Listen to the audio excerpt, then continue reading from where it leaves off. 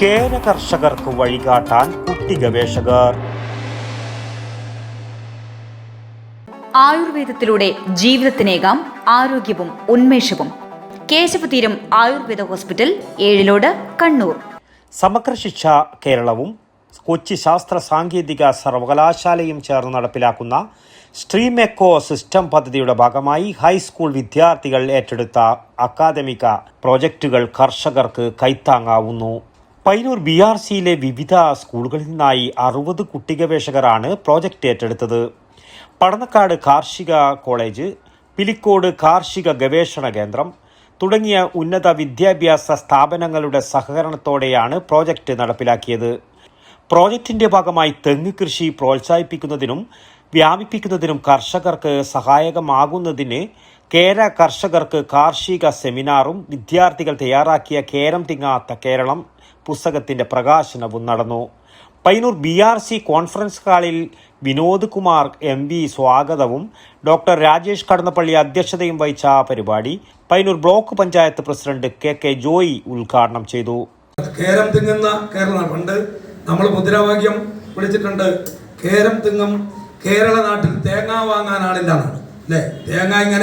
തേങ്ങയെ എണ്ണക്കുരുവായി പ്രഖ്യാപിക്കണം എന്നൊക്കെ പ്രഖ്യാപിച്ച് സമരങ്ങളൊക്കെ ഒത്തിരി നടന്നു. ഇപ്പം തേങ്ങ ഇല്ല, തേങ്ങ കിട്ടാനില്ല.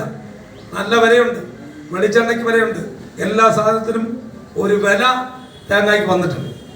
ലോകത്ത് ഉള്ള വൃക്ഷങ്ങളിൽ മനുഷ്യൻ ഉപയോഗിക്കുന്ന ഏറ്റവും കൂടുതൽ ഉപയോഗിക്കുന്ന 10 വൃക്ഷങ്ങളിൽ ഒന്നാണ് തെങ്ങ്.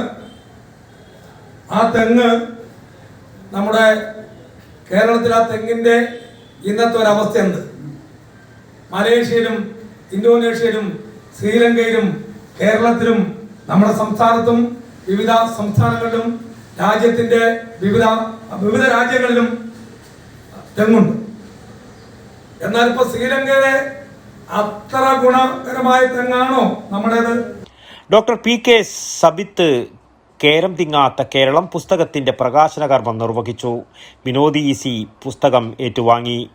പയ്യന്നൂർ നഗരസഭ പൊതുമരാമത്ത് standing committee chairperson Sheeba TV മുഖ്യാതിഥിയായി പങ്കെടുത്തു. AEO doctor Sangeetha KKP, Lakshmanan M, Babu CV, Sainudheen Thalayillath തുടങ്ങിയ നിരവധി പ്രമുഖർ ചടങ്ങിൽ സംബന്ധിച്ചു. ശരണ്യ KC നന്ദിയും പറഞ്ഞു.